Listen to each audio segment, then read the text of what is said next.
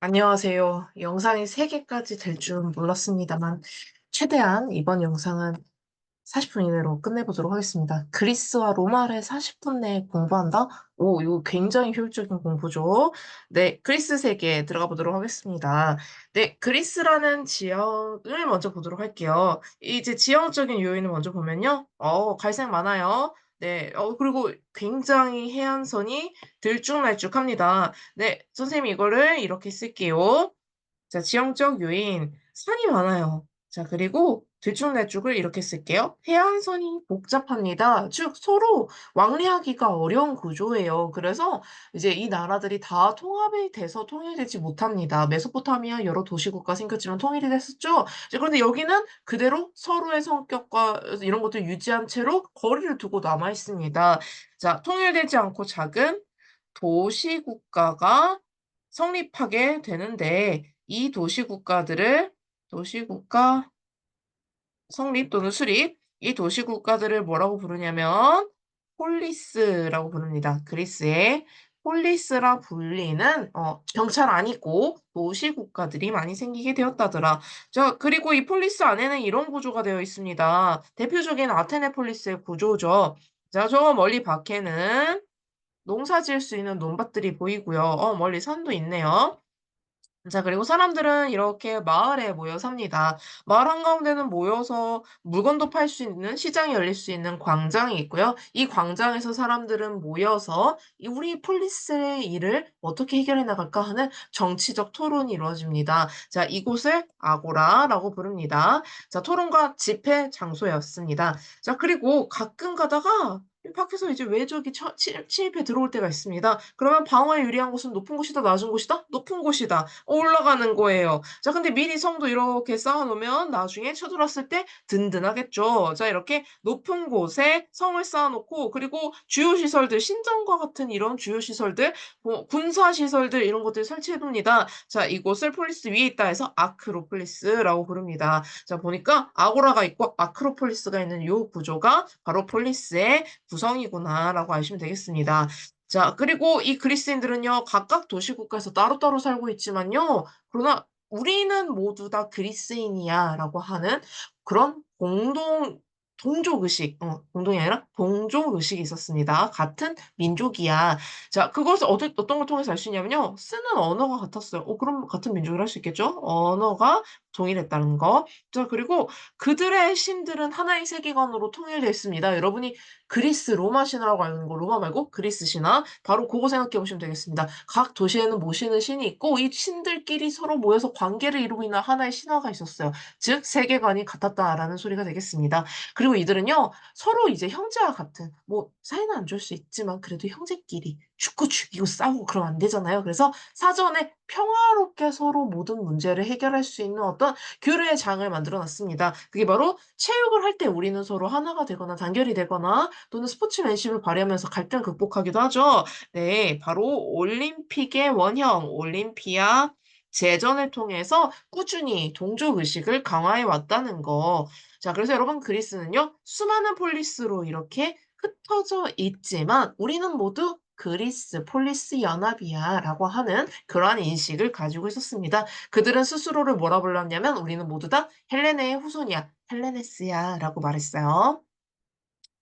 자, 특히 이제 그리스 세계가 발전하기 시작합니다. 기원전 한 6세기쯤 되었을 때 아테네 같은 경우는요. 특징이 뭐냐면 바다 근처예요. 그쵸? 바다 근처. 아테네 위치를 보세요. 바다 근처고요. 여기가 지중해입니다. 지중해에서 뭐가 잘 되냐면 포도 농사, 올리브 농사 같은 게 잘 돼요. 포도랑 올리브 그냥 먹어도 되지만 가공할 수 있죠. 올리브유, 포도주. 그치. 자, 이런 거 갖다 파는 동네가 바로 아테네였습니다. 도자기도 꽤 잘 만들었어요. 자, 그래서 해상 무역이 발달함에 따라서 상업이 발달하자 일반 평민들이 이를 통해서 부유해집니다. 평민들이 부유해짐. 그러자 부유해진 평민들은요, 이걸 이제 흥청망청 노는 데 쓰는 게 아니라 방패 사고, 칼 사고, 창을 사서 갑옷으로 무장을 합니다. 그리고 폴리스가 위험할 때 스스로 지키고 나서는 거죠. 즉 그들은 폴리스를 지키는 군사적 의무를 수행한 겁니다. 그럼 얘들아 의무만 있을 수 없죠? 권리도 있어야 되겠죠. 자, 폴리스의 어떤 일에 대해서 결정할 수 있는 권리,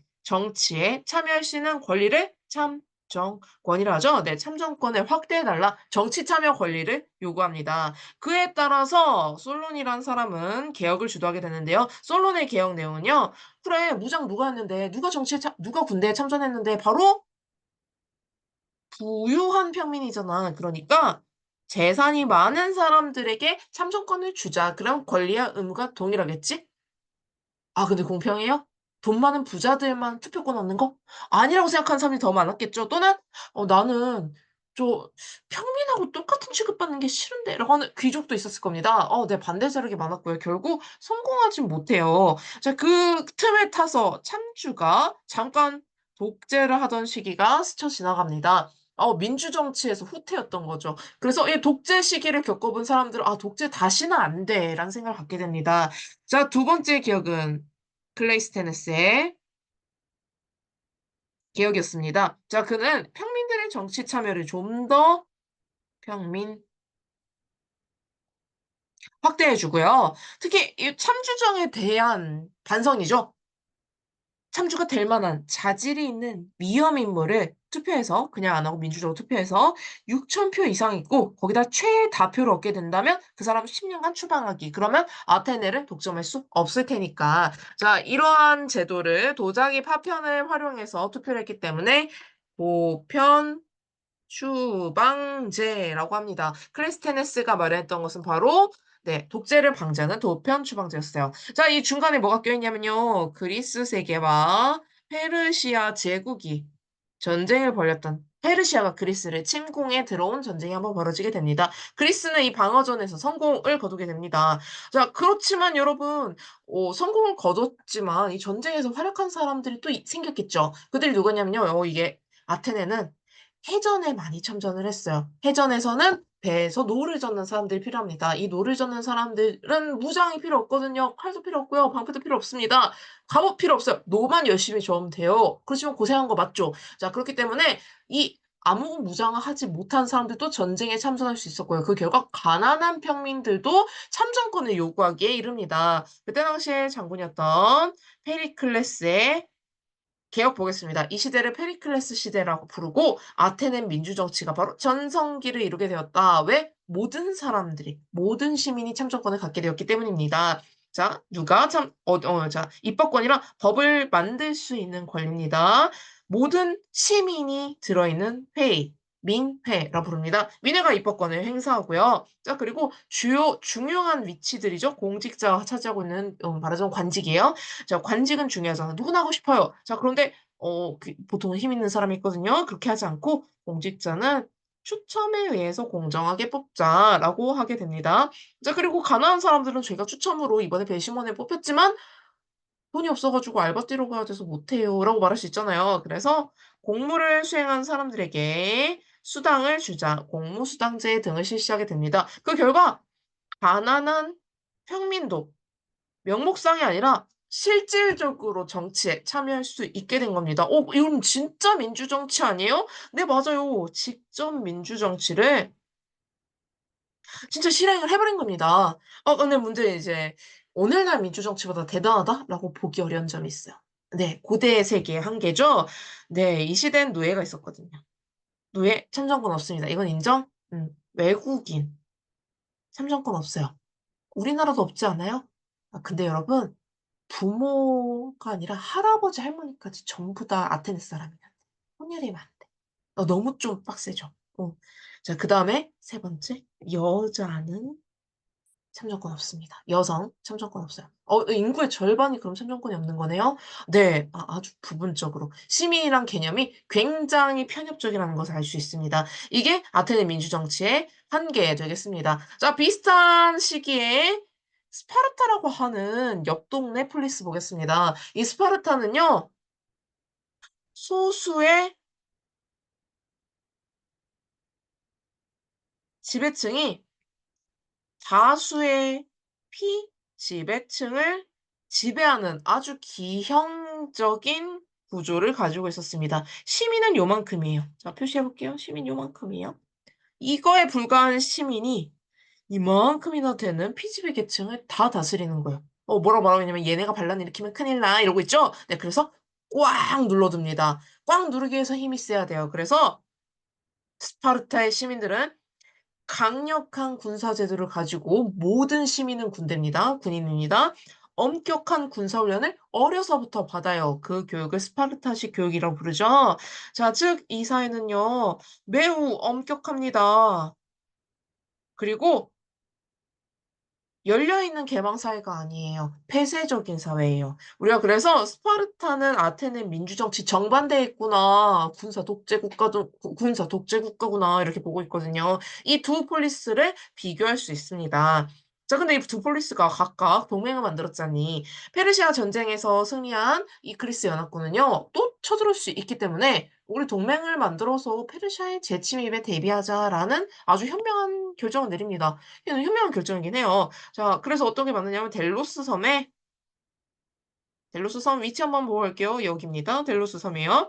자, 이쪽에 페르시아가 있죠. 이쪽이 그리스예요. 중간쯤이네요. 네, 이곳에 기금을 마련해서 "우리 여기에서 동맹을 만들자."라고 합니다.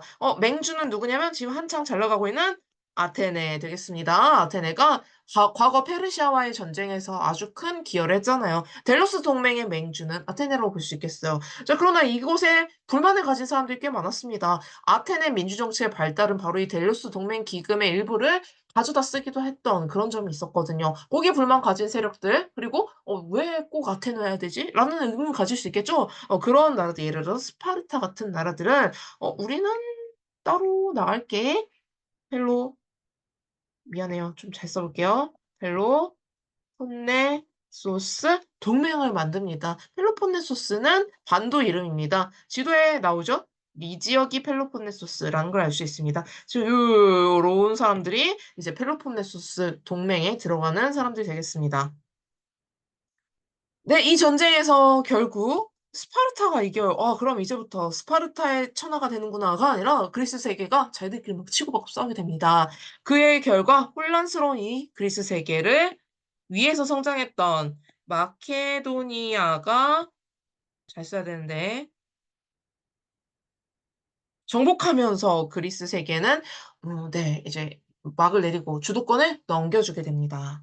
그러나 그리스의 문화는 대단히 화려하게 꼽혔었죠. 문화 파트 빠르게 보겠습니다. 그리스 문화는 신화에서도 알 수 있다시피 신이 인간의 모습을 하고 있어요. 인간 중심적 문화임을 알 수 있습니다. 인간 중심적 문화. 자, 그리고 민주정치가 발달했죠. 합리적인 문화입니다.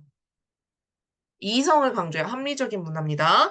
자, 문학에 있어서는 호메로스란 사람이 스토리를 적었네. 특히 저기 그 과거에 트로이 전쟁과 관련된 여러 가지 이야기들을 남기게 됩니다. 그게 바로 호메로스란 작가가 쓴 일리아드, 일리아스라고 되어 있는, 네, 일리아드란 책이에요. 그리고 후속작 오디세이입니다. 자, 건축도 유명하죠. 아테네 아크로폴리스 위에 있는 파르테논 신전. 아테네는 아테나라는 여신을 섬기는 도시국가예요. 폴리스예요. 이 아테나라는 여신은 어 이제 처녀라는 설정이 있거든요. 그래서 이 파르테논이 처녀라는 뜻이에요. 그래서 아테나 여신의 신전임을 알 수 있습니다. 자, 역사를 쓴 사람은요. "내가 왜 전쟁을 겪었잖니?" 그러면 이 전쟁 아주 중요한 기록을 남겨야 되지 않겠어요. 페르시아 전쟁을 겪었던 헤로도토스가 히스테리아라고 하는 책을 저술합니다. 히스토리 뭐야? 히스테리아? 히스토리? 역사. 맞아요. 그래서 책 번역하면 이름이 역사예요. 외울 필요가 없죠. 자, 그리고 펠로폰네소스 전쟁이 쪼금 뒤에 일어나죠. 페르시아 전쟁이 먼저입니다. 이 전쟁을 겪었던 어떤 한 군인은 나 이 전쟁 잘 증거로 남겨 가지고 한번 이 자료 가지고 잘 정리해서 역사 만들어 봐야겠어." 그의 이름은 투키디데스예요. 네. 그도 히스토리아, 역사를 씁니다. 그래서 각각은 페르시아 전쟁사, 펠로폰네소스 전쟁사 내용이 다르지만 두 역사가 이렇게 딱 등장하게 됐습니다. 우리가 주관적 의미의 역사 배웠었죠? 그게 이쪽에 좀 해당이 돼요. 헤로도토스는 자기 입장에서 페르시아의 전쟁을 굉장히 해석을 많이 했습니다. 반면 투키디데스는 객관적 역사가 였었죠. 이게 여기에 해당이 되겠습니다. 그래서 조금이라도 자기 의견이 들어가기보다는 증거가 명확히 있느냐, 아니면 또 교차 검토를 통해서 이게 사실인가 이걸 많이 검사했다고 해요. 자, 철학 보겠습니다.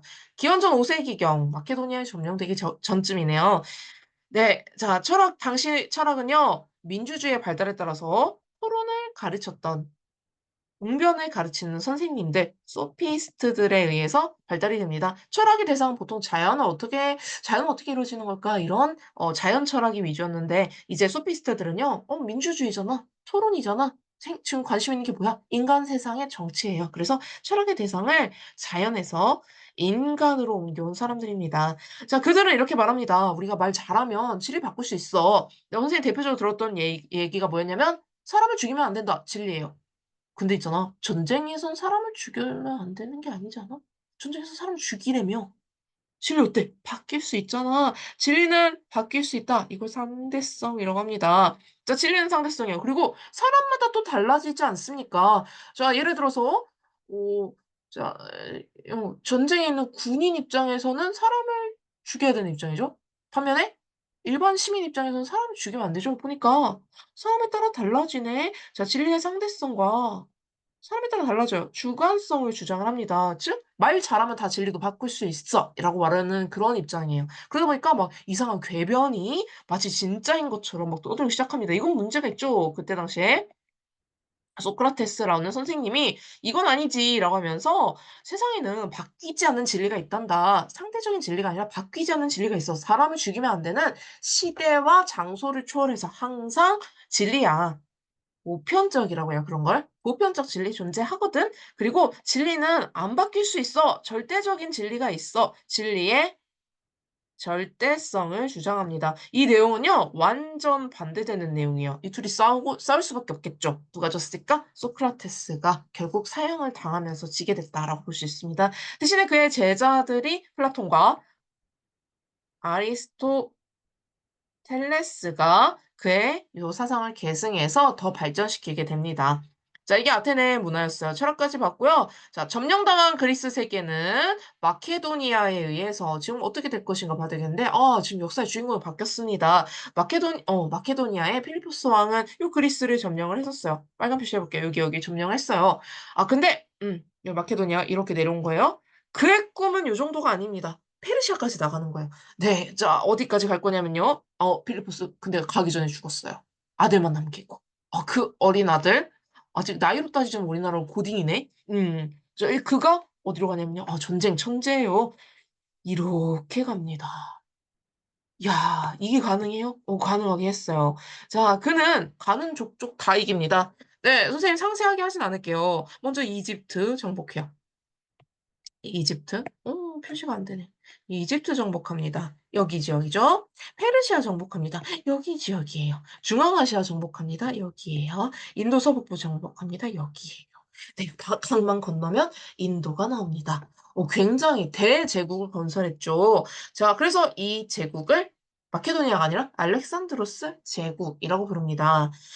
자, 그러나 왕이 너무 젊은 나이에 갑자기 죽어버려요. 왕의 급사. 그러자 바로 이 나라는 분열되게 됩니다. 그렇지만 알렉산드로스는 살아생전에 동쪽과 서쪽을 합치자 하는 동서융합 정책들을 펼쳤습니다. 예를 들어서 여기 지도 보시면 곳곳에 이런 게 보일 겁니다. 알렉산드리아. 여기도 있고, 여기 있죠? 여기도 있고, 여기도 좀 많네요. 네. 이 알렉산드리아는요, 자기 이름을 따서 지은 거긴 한데요. 선생님이 현아리아 이런 거 얘기했었죠. 네. 자기 이름을 따서 짓고 여기에 자기가 아주 좋아하는 그리스 문화를 아는 사람들을 보냅니다. 그게 누구예요? 그리스 사람들이에요. 알렉산드리아. 그리스인들을 여기로 좀 강제 이주했겠죠. 그런 다음에 이 지역 사람들과 결혼하게끔 장려합니다. 그뿐만 아니라 알렉산드로스는 페르시아의 황제 체제에 관련된 여러 문화를 흡수하기도 해요. 동방의 풍습을 수용하기도 합니다. 즉 항상 서쪽의 여러 그리스 문화들을 동방에 강요한 게 아니라 네 반대로 동방의 문화를 받아들이기로 했어요. 그럼 동서 문화가 섞인 거 맞죠? 네. 그래서 선생님 제목 이렇게 썼습니다. "동서융합 정책이다." 자, 이 동서융합 정책을 토대로 생성된 문화 엄청 오래 갑니다. 알렉산드로스 제국은 금방 무너졌지만 이 문화는 오래가요. 이 문화의 이름은 헬레니즘 문화. 헬레니즘이 어디서 나온 말인고 하니 헬렌이 뭐냐면 그리스인들이 자기 자신들을 말하는 말이에요. 우리는 헬레네스야. 여기서 나온 말이네요. 네, 즉 그리스 문화가 메인이 되어서 형성된 문화다라고 보시면 되겠습니다. 특징, 어마어마한 알렉산드로스 제국 영토를 기반으로 하고 있어요. 그렇기 때문에 이제부터 폴리스라는 작은 데서 벗어납니다. 우리는 세계 시민이야. 세계 시민주의예요. 배타적인 폴리스를 벗어나 모든 시민이 평등하다. 자, 반면에 폴리스는 공동체이기도 합니다. 서로서로 챙겨준단 말이죠. 근데 이렇게 커다란 세계에서는 서로 챙겨줘요. 아, 남입니다. 이것을 개인주의라 해요. 세계 시민주의와 개인주의가 공존하는 문화, 헬레니즘이에요. 저희 개인주의에서는요, 이제 철학이 발달할 때 어떻게 발달하냐면, 어떻게 해야 내가 행복한가? 개인의 행복에 대해서 생각합니다. 개인의 행복을 어떻게 추구할 수 있을까라는 철학이 발달하게 되는데, 그 중에 첫 번째가 학교에서 가르쳐준 스토아가 학교입니다. 학교에서 가르쳐주는 어떤 선생님들이 만든 학파입니다. 학교에서 가르쳐주니까 너 하고 싶은 대로 다 하렴 하겠니? 꾹 참고 시험 공부하렴 이러겠니? 내 욕망을 억제하렴라고 말합니다. 그러면 너는 이성적인 삶을 살 수 있을 거야. 그러면 너는 원하는 걸 얻을 수 있을 거야. 어때? 행복하니? 그치. 원하는 거 얻으면 행복하겠지. 시험 점수 역사 100점 맞으면 맞으면 행복하겠지. 그거 생각하시면 돼요. 그러나 이제 너무나 극단적인 스토아파는 고통이죠. 네. 그래서 개인의 행복을 위해서 욕망 어느 정도 인정해야 돼. 지금 당장 나 마음에 안정 이거 추구하면 안 돼? 나 소확행 추구하면 안 돼? 자, 그게 바로 에피쿠로스 선생님이 말한 이야기입니다. 그를 따르는 사람들 에피쿠로스 학파가 있어요. 대표적으로 서로 완전 반대되는 이야기하고 있죠. 네, 스토아파와 에피쿠로스파. 그러지만 둘 다 개인의 행복을 추구한다는 공통점이 있습니다. 자, 예술도 가보도록 할게요. 그리스에 이어서 그리스 문화가 더 발달한 게 헬레니즘이니까 똑같이 인간 중심 문화입니다. 인간의 감정 표현 매우 적나라해요. 여기 봤어. 라콘상의 이 아버지의 고통스러운 얼굴 봤었습니다. 감정 표현 인정합니다. 자, 육체의 아름다운 표현했어요. 밀로의 비너스상이 대표적이었어. 8등신이었죠. 자, 이런 걸 통해서 우리가 헬레니즘 문화 되게 인간 중심적이고 아름다운 문화 잘 만들었구나라는 걸 알 수 있어요. 여러분, 이 헬레니즘 시대가 끝날 때쯤에 어디로 이어지게 되냐면요. 로마가 바로 요 시대로 이렇게 이어지게 됩니다. 로마가 전성기를 맞이하게 돼요. 네. 헬레니즘 시대가 네, 언제쯤이냐면 기원전 한 4세기부터 기원 후 2세기까지 가게 되는데요. 요때쯤은 이제 로마가 지중해로 딱 뻗어나오기 시작하는 겁니다. 네, 이제 로마에게로 주도권이 넘어갔으니까 로마가 어떻게 시작됐나 볼게요. 처음부터 강하진 않았어요. 로마는 이탈리아 반도에 아주 쬐끄만 도시 국가에 불과했습니다. 요만큼? 요만큼? 음. 요게 끝이에요. 저점에 불과했던 로마가 어떻게 성장하냐면 요만큼 성장하게 됩니다. 지금 현재 이탈리아 반도죠. 네. 자, 그 과정을 보겠습니다. 처음에 왕정이었어요. 다른 나라들처럼. 그런데 이 왕을 쫓아내고 귀족들이 야, 우리들이 통치하자. 네, 귀족들이 똘똘 뭉쳤어요. 왕이 없는 정치 체제, 공, 화, 정을 만듭니다. 이거 공산주의 아니라 했습니다. 자, 초창기 귀족들이 뭉쳐서 왕을 쫓아낸 거기 때문에 귀족 중심이에요. 여러분, 공화정이 반드시 민주적이지 않을 수도 있습니다. 자, 그리고 왕을 대신할 수 있는 대표자, 그들을 집정관이라 부릅니다. 특별히 두 명 둬요. 서로 견제하면서 독재하지 못하도록. 이들의 역할, 행정과 군사 업무를 담당한 거 보니까, 우리나라 대통령과 비슷한데? 네, 그럼 조금 더 이해하시기 쉽겠죠. 자, 그리고 이 집정관들은요, 은퇴하고 나면요, 여기에 들어갑니다. 선배들의 모임이에요. 원로원에 들어가게 됩니다. 저희 원로원의 역할은 자문해주는 거예요. 즉, 상담이에요, 상담. 반드시 들을 필요는 없습니다. 그렇지만 이 원로원에는 로마의 아주 유력한 귀족들이 다 몰려 있어요. 전직 집정관들이 다 몰려 있어요. 현직 집정관이 선배들의 말 무시할 수 있을 것 같아요? 안 되죠? 네, 원로원이 바로 로마의 실세 되겠습니다. 자, 이 이탈리아 반도로, 이거,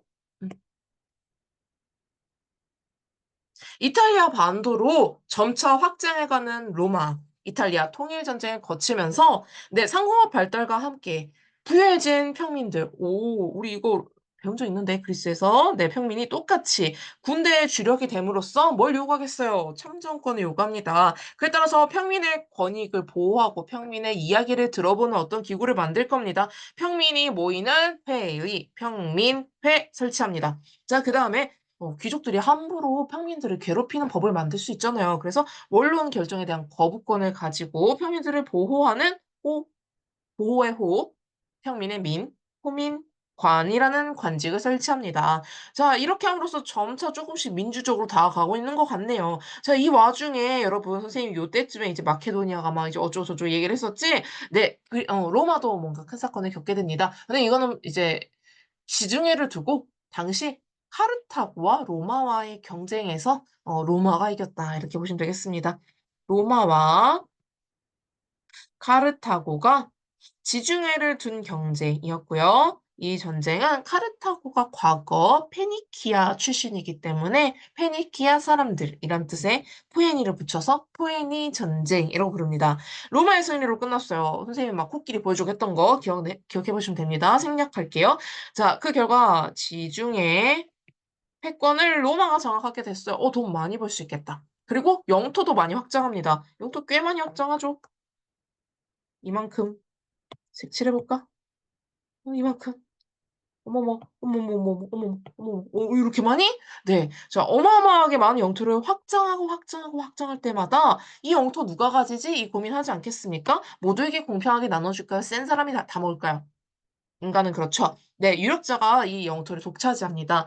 그 결과 대토지를 가진 대지주들이 등장하고요. 이들은 이걸 하나에 묶어서 농장으로 만듭니다. 농사 지을 사람이 필요해요. 걱정하지 마세요. 전쟁에서 진 사람들이 농사 지을 거예요. 그들을 노예로 만들었으니까. 이러한 농업 경영 체제를 라티푼디움이라고 말합니다. 자, 이 라티푼디움의 경영 방식의 확대로 대농장 노동 경영이 특징이에요. 자, 무슨 일이 벌어지냐면요. 곡물 가격이 뚝 떨어지게 됩니다. 여러분 대규모의 생산은 여러분 기억 아세요? 배웠을 것 같은데. 어 다품종 소량 생산 말고 소품종 대량 생산. 대량 생산의 장점 생산 단가를 낮출 수 있다. 네, 맞아요. 곡물 가격이 떨어집니다. 그러자 쪼끔씩 생산하는 사람들이에요. 자기 토지를 가지고 스스로 경영하는 사람들. 그들을 자영농이랍니다. 자영농이 몰락하게 됩니다. 이 자영농은요. 군사이기도 해요. 평상시엔 농민, 근데 전쟁 시에 군대. 자, 갑니다. 네, 이 군사들은 전쟁에 장기간 참여를 하게 됐고요. 집에 와 보니까 땅이 없어요. 집에 와 보니까 가족이 없어요. 집에 와 보니까 내 땅 황무지가 됐어요. 기타 등등의 이유로 몰락하게 됩니다. 즉 자영농이 몰락한다는 소리는요. 로마 군대의 약화이기도 합니다. 즉 지금 현재 공화정은 위기에 봉착했어요. 이 문제를 해결할 필요가 있었습니다. 그러나 원로원은 해결하지 못하는 상태입니다. 자, 공화정 말기 위기의 시대에 여러 개혁들이 등장하게 되는데 첫 번째 그라쿠스 형제의 개혁입니다. 지금 제일 문제가 뭐야? 라티푸니움 아닙니까? 그래서 앞으로 이제 점령한 토지는요. 한 번에 많은 사람 한 사람이 많이 가지지 말자. 최대 한도를 딱 정합니다. 그래서 대토지 소유를 제한하면 나머지 땅은 가난한 사람에게 돌아가지 않겠어요? 이런 제안을 하고요. 자, 농민이 지금 가장 바라는 거 "나에게 땅을 달라."입니다. 그래서 농민에게 토지를 자, 분배가 어려워요? 재분배가 어려워요? 재분배가 어렵죠. 재분배. 줬다 뺏깁니다. 자, 지금 유력자에게서 땅을 뺏어서 농민에게 나눠줘야 되는 거예요. 쉽지 않다는 걸 알 수 있습니다. 또한 빈민은 지금 굶어 죽기 직전입니다. 그래서 "저렴하게 곡물을 분배하자." 이런 내용이 여기 들어가게 됩니다. 문제는요. 저항 세력이 너무 셌어요. 반동이 있다 했죠. 그 결과 실패하게 됩니다. 자, 문제 해결하지 못한 채로 지금 여기저기에서 넓어진 영토는 넓어졌는데 그 지역에서 반란이 일어나면 커버를 해야 돼요. 이게 커버가 안 됩니다. 자, 그때 당시에 강력한 재력을 가지고 군대 자신들을 따르는 군인들을 이끄는 3 명이 등장합니다. 폼페이우스, 크라수스 그리고 카이사르였어요. 자, 카이사르가 정권을 장악함에 따라서 자세한 건 생략한다. 카이사르가 드디어 모든 권한을 가지고 황제가 되려나 했는데 여러분 공화정을 포기하지 않죠. 공화주의자들은 황제 체제 제정으로 바꾸려고 뭔가 시도하고 있는 것 같은 카이사르를 가만두지 않았습니다. 암살하죠. 자, 삼두 정치. 3명에 의한 과두 정치를 의미합니다. 자, 3명 중에 셋 다 죽었어요. 이거 어떡하겠지? 네, 이 다음 후계자가 등장하겠죠. 카이사르 후계자 옥타비아누스와 안토니우스, 레피두스에 의한 2차 삼두 정치가 실현되게 됩니다. 이 셋이 똘똘 뭉쳐서 원로원을 견제하는 여러 가지 시도를 합니다. 옥타비아누스죠? 스가 안 써졌어. 예, 레피두스는 진작 나가 떨어지고 결국에는 이 두 권력자와의 대결이 됩니다. 이 중에서 안토니우스가 훨씬 더 가능성이 있었는데 그리고 옥타비아누스가 이런 이유로 생략합니다. 네, 권력을 장악하게 됐어요. 자, 그 결과 여러분 옥타비아누스는요. 집정관도 하고요. 후민관도 하고요. 재판관도 하고요. 원로 의장도 하고요. 군사령관도 하고요. 그리고 안토니우스와의 전쟁에서 클레오파트라를 이김으로 인해서 로마 안의 최고 부자가 됐어요. 이집트를 개인 소유하게 됐습니다. 이쯤 되면 그냥 다 가져. 니 다 해, 니 다 해. 이렇게 되죠? 네. 자, 그래서 원로는요, 너무나 강력한 그에게 존귀한 자, 존엄한 자라는 의미의 아우구스 투스란 칭호를 줍니다. 자, 이 칭호는요, 황제란 뜻이에요. 자, 존엄한 자의 칭호를 얻은 옥타비아누스는 사실상 황제입니다. 그러나 이렇게 말합니다. 저는요, 제 1시민입니다. 프린캡스입니다. 그래서 제가 로마를 위해서 최선을 다하도록 하겠습니다. 왜냐면요, 저는 시민이니깐요. 자, 그래서 겉으로 봤을 땐 공화정이에요. 그렇지만 사실상 이걸 보면 알 수 있죠? 사실상 제정이에요. 이제부터 제정이 시작됩니다. 아우구스투스 때부터. 자, 그러고 나서 로마의 평화가 한 200년간 이어집니다. 로마 최고 전성기를 거쳐서 이 강력한 황제 자리를 두고 군인들이 싸우기 시작합니다. 이때는 혼란기예요. 로마는 이제 서서히 쇠락해 가고 있습니다. 이때 개혁을 시도했던 사람이요. 황제입니다. 디오클레 티아누스였어요. 자, 그의 개혁은요. 왜 자꾸 황제가 바뀌지? 이것 때문에 문제가 발생하는구나. 그러니까 로마를 나누자. 4명이서 통치하자. 사분할 통치를 제안합니다. 여러분 이 로마를 보면요. 가운데 점선이 그어져 있어요. 이 말은 뭔 소리냐면 로마가 지금 이쪽 로마와 왼쪽, 서쪽이죠. 오른쪽, 동쪽 로마로 나뉘어진다는 소리입니다. 네, 로마를 반으로 나눈 다음에 서쪽에 황제, 부황제, 동쪽에 황제, 부황제 총 몇 명? 4명이에요. 4명이 로마를 다스리자. 그래서 어느 한 지역에서 반란이 일어나더라도 다른 사람이 도와주고요. 그리고 황제가 만약에 무슨 일이 생겨. 그러면 부황제가 자동으로 황제가 되게끔 하면 되지. 그러면 황제 자리를 두고 안 싸우지 않겠어? 생각은 좋았어. 생각은 좋았는데 이건 생각 못 했지. 부황제가 반란을 일으키면 어떡해. 그쵸? 네. 그래서 이 사분할 통치는 사실상 그냥 로마를 반으로 가르게 됩니다. 자, 대신에 다음 콘스탄티누스 대제의 개혁도 있었습니다. 점점 망해가는 로마. 네. 황제는 자신의 세력을 좀 더 끌어들이고 싶었어요. 근데 주변을 돌아보니까 핍박받는 애들이 있네? 그들은요, 크리스트교입니다. 그래서 밀라노에서, 밀라노, 칙령을 내립니다. 자, 이제부터 크리스트교 내편할 거야. 크리스트교는 이제부터 사형당하지 않을 거야. 종교 믿어도 돼. 그걸 크리스트교 공인이라고 합니다. 크리스트교 공인. 자, 그러면 콘스탄티누스 대제는 로마의 통합을 이뤘나요? 네, 나름 이뤘다고 볼 수 있습니다. 그리고 자, 서쪽에 있었던 로마의 수도를 동쪽으로 옮깁니다. 지금 현재 이 도시의 이름은 이스탄불, 옛날 이름은 비잔티움, 그리고 로마 시대 이름은요. 그의 이름을 따서 콘스탄티노플로 옮깁니다. 네, 경제적으로 아주 우월한 도시였습니다. 왜냐면 동서교통의 요충지였거든요. 즉, 경제적으로 부유해서 옮겼다? 그럼 로마가 더 강해질 테니까 그런 점도 있습니다. 네, 콘스탄티노플은 앞으로도 등장할 수 있는 아주 유력한 도시예요. 대도시입니다. 자, 이렇게 해서 로마는 안 망하나? 아니요. 결국 로마는 망하는 걸 막진 못했어요. 그래서 아까 반으로 나눴던 그 점선이 완전 고정돼 버립니다. 로마는 결국 동과 서로 분열되게 되고요. 이 중에 서로마는 완전히 멸망해 버리고 동로마만 남게 됩니다. 그렇게 해서 동로마로 명맥이 이어지게 되죠. 자, 요 부분은 우리 시험 범위가 아니니까 관두고 로마의 문화 파트 보겠습니다. 선생님 쓰다 말았어요. 지금부터 써보도록 할게요. 자, 로마의 문화는 실용적이라는 게 특징입니다. 광대한 영토를 다스리기 위해서 법이 발달했어요.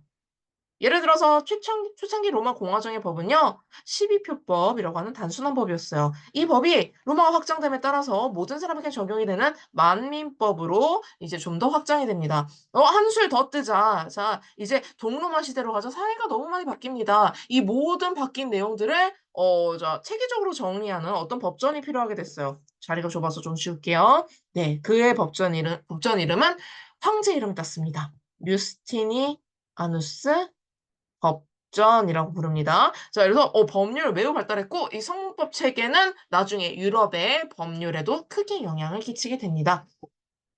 자, 그다음에 배웠던 게 뭐가 있었냐면 철학 없었어요. 철학 없었어. 또 뭐 있었지? 건축이었나? 음. 자, 건축 파트에서 콘크리트 미리미리 쓰고 있었죠. 네, 굉장히 튼튼한 건축물을 많이 지을 수 있었습니다. 예를 들어서 콜로세움 5만 명이 들어갈 수 있었던 건축물 지금까지도 남아 있고요.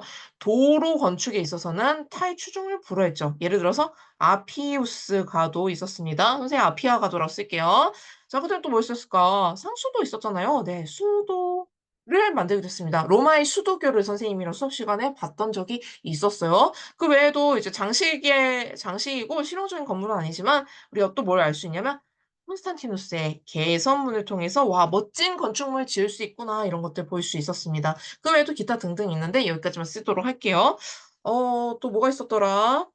법률, 건축 끝인가? 교과서 한번 볼게요.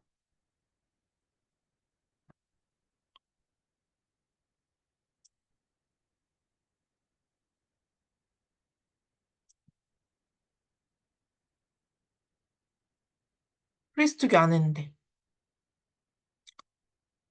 끝이네. 이렇게 허무하게 끝낸다고 선생님이?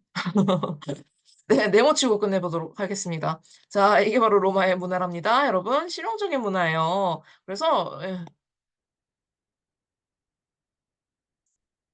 여러분이 배우신 이러한 유적들 잘 기억해 놓으셨다가 로마 여행 갈 때 써먹으시기 바랍니다.